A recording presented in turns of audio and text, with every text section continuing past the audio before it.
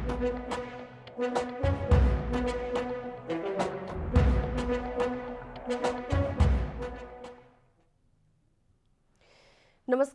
म प्रतिमा चौधरी। साँझ 6 बजेको प्रदेश समाचारमा स्वागत छ। सबैभन्दा पहिले प्रमुख प्रदेश समाचार।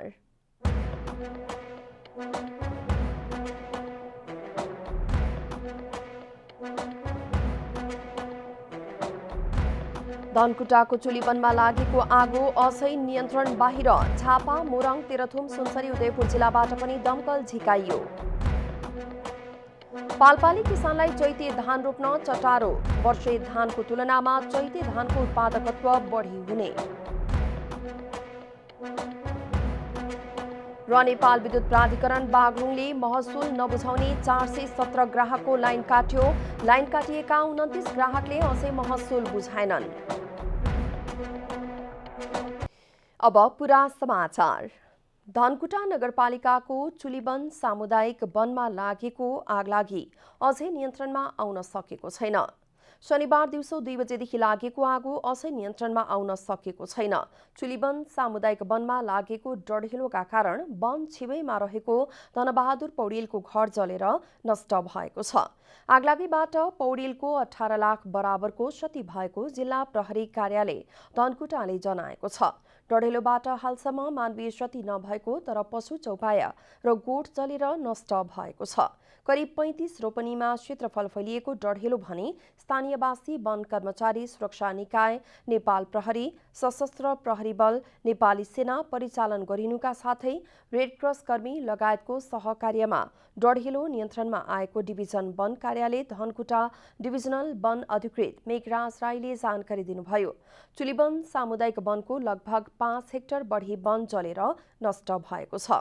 चुलीवनमा लागेको आगो जिल्लाका 2वटा दमकलले मात्र आगो नियन्त्रण गर्न नसकेकाले झापा, मोरङ, तेह्रथुम, सुनसरी, उदयपुर लगायतका जिल्लाबाट पनि दमकल बोलाएर आगो नियन्त्रण गर्दा पनि नियन्त्रण नभएको जिल्ला प्रशासन कार्यालय धनकुटाका प्रमुख जिल्ला अधिकारी वासुदेव दाहालले जानकारी दिनुभयो। आगलागी नियन्त्रण प्रयास जारी रहेको र हालसम्म क्षतिको विवरण अझै आउन सकेको छैन।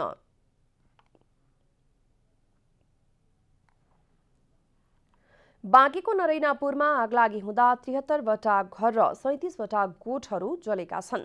नरैनापुर 4 खोदवामा शनिबार दिउँसो 3 बजेतिर फकिरे पठानको खरले छाएको कच्ची घरमा अचानक आगलागी भई अन्य आसपासका घरहरूमा पनि आगो सल्किएको थियो। बाँकेका प्रमुख जिल्ला अधिकारी रामबहादुर कुरुमवाङ र बाँके प्रहरी प्रमुख एसपी ओमबहादुर राणा सहितको सुरक्षा निकाय प्रमुख प्रभावित क्षेत्रमा उद्धार र प्रतिकार्यमा खटिएका थिए। आगलागीको खबर प्राप्त हुनासाथ नरैनापुर गाउँपालिकाको एउटा र नेपालगञ्ज उपमहानगरपालिकाको 2वटा दमकल र कोहलपुर नगरपालिकाको एउटा दमकलले आगो निभाएका थिए। आगलागी के कारणले भयो भन्ने बारेमा स्थानीयहरू नै अनभिज्ञ छन्। अब घटना सर न बता के 2 बजे से आग लाग है। कैसे आग लगा है? अब पता नहीं कसके लाग है, जरे लाग है। नेपाल प्रहरी, सशस्त्र प्रहरी, स्थानीय रेडक्रस लगायतको सक्रियतामा आगो नियन्त्रणमा आएको थियो। आगलागीबाट नरैनापुर 4 का 55 वर्षका मिश्रीलाल पासी, उनकी पत्नी 52 वर्षकी मायावती पासी र 35 वर्षकी गुणावती पासी आगोले जलेर घाइते भएका थिए। यहाँ टिप्रो गर्दाखेरि अन्दाज 120वटा चाहिँ खरका छानाहरू भएका घरहरूमा आगी भएको अवस्था देखिएको छ भने 3 जना भन्दा बढी चाहिँ केही व्यक्तिको हातमा सामान्य चाहिँ आगोले चाहिँ फुलेको अवस्था देखिएको छ। जिल्ला विपद व्यवस्थापन समिति बाँके र स्थानीय व्यापारी र अन्य व्यक्तिहरूद्वारा आज राहत लिएर नरैनापुर पुर्याउने तयारी समेत भइरहेको छ। गैराती प्रभावित क्षेत्रमा प्रशासनले 40 थान टेन्ट, चिउरा 860 किलो, 250 किलो भुजा, 2400 पोका चाउचाउ, 1400 पोका बिस्कुट, 60 कार्टुन पानी पठाइएको थियो। गाउँपालिकाका अध्यक्ष इस्तियाक अहमद शाहले राहत सहयोगका लागि प्रदेश र सङ्घीय सरकारसँग आग्रह गर्नुभएको छ। नरैनापुर गाउँपालिकामा यो वर्ष आगलागी भएको यो 5औं पटक हो। यसको पूर्ण रूपमा नियन्त्रण गर्नका लागि खरका छाना भएका घरहरूको पुनर्स्थापना गर्नु नै उत्तम विकल्प हो, अन्यथा यो समस्या सधैँभरि बल्झिरहनेछ। बाँकेबाट रविन्द्र सिंह ठकुरीको रिपोर्ट। प्रदेश समाचारमा अब छोटो विश्राम।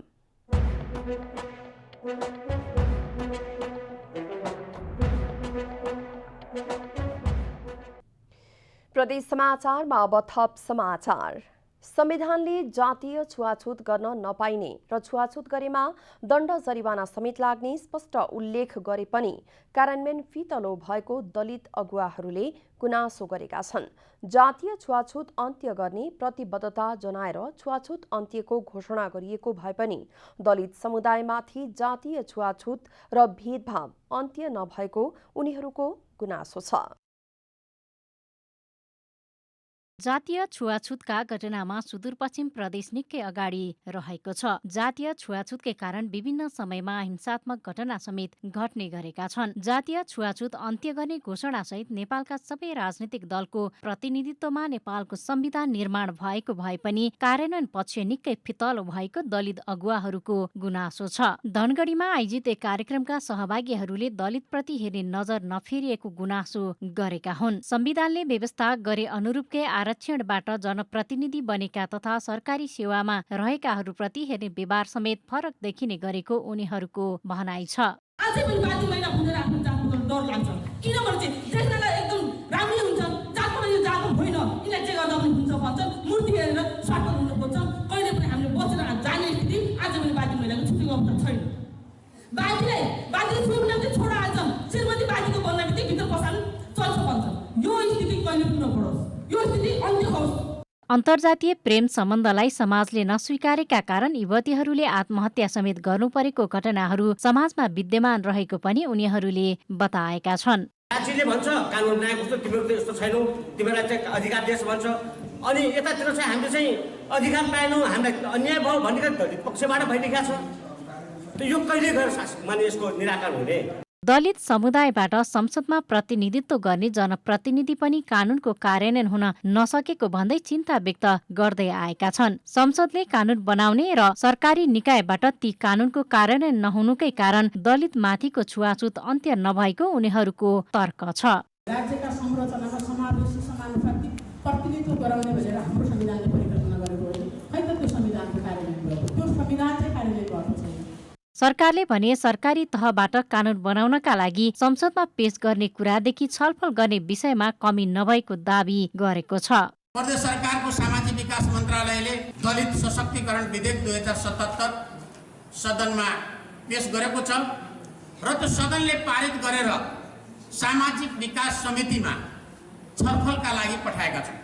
कानूनी रूपमा जातीय छुवाछुतको अन्त्य दण्डनीय भए पनि जातीय छुवाछुत र विभेदको घटनाहरूमा कमी हुन सकेको छैन। कानूनी पक्षलाई बलियो रूपमा कार्यान्वयन गर्दै र समुदायको मानसिकता समेत परिवर्तन गर्दै जातीय छुवाछुतको समूललाई नष्ट गर्नु आवश्यक भएको कार्यक्रमका वक्ताहरूले बताएका छन्। चैत्र महिना सुरु भएसँगै पाल्पा जिल्लाका किसानहरूलाई चैते धान रोप्न चटारो भएको छ। पाल्पाका विभिन्न क्षेत्रका कृषक यतिखेर चैते धान रोप्न व्यस्त रहेका छन्। किसान खेतबारीमा आली लगाउने, छेउकुना खन्ने, बिउ काट्ने, हल चलाउने, खेत रोप्ने लगायतका काममा व्यस्त छन्। कम क्षेत्रफलमा पनि बढी उत्पादन लिन सकिने र बर्खे धानको तुलनामा उत्पादकत्व बढी भएको चैते धान लगाउने गरेको किसानहरू बताउने गर्छन्। सरकारले मलखाद उपलब्ध नहुँदा र कुलोमा पानी सुक्दै जानुले पाल्पामा चैते धान उत्पादनमा कमी आउने सम्भावना बढेको छ। प्रदेश समाचारमा अब छोटो विश्राम।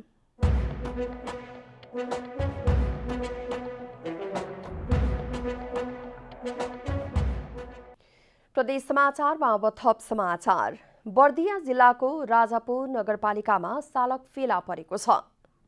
राजापुर नगरपालिका 8 भोगपुर स्थित दिनेश चौधरीको बारीमा अन्दाजी 10-15 किलोग्रामको सालक बर्दियाको गस्ती प्रहरी टोलीले फेला पारेको हो। फेला परेको सालकलाई बर्दिया राष्ट्रिय निकुञ्जको गेरुवा गाउँपालिका 5 बन्जरिया रेन्ज पोस्टमा बुझाएको प्रहरी चौकी बिम्मापुरले जनाएको छ।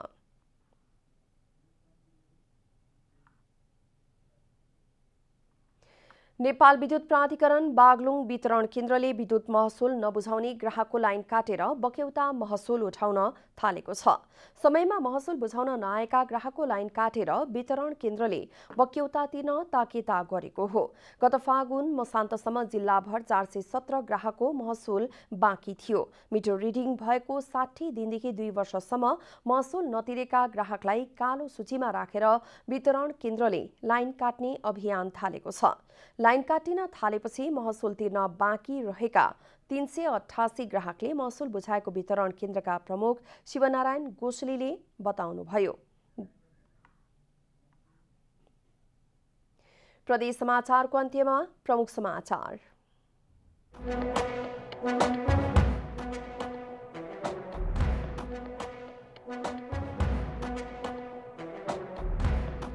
धनकुटाको चुलीबनमा लागेको आगो अझै नियन्त्रण बाहिर। झापा मोरङ तेह्रथुम सुनसरी उदयपुर जिल्लाबाट पनि दमकल झिकाइयो। पाल्पाले किसानलाई चैते धान रोप्न चटारो। बर्खे धानको तुलनामा चैते धानको उत्पादकत्व बढी हुने। र नेपाल विद्युत प्राधिकरण बागलुङले महसुल नबुझाउने 417 ग्राहकको लाइन काट्यो। लाइन काटिएका 29 ग्राहकले अझै महसुल बुझाएनन्।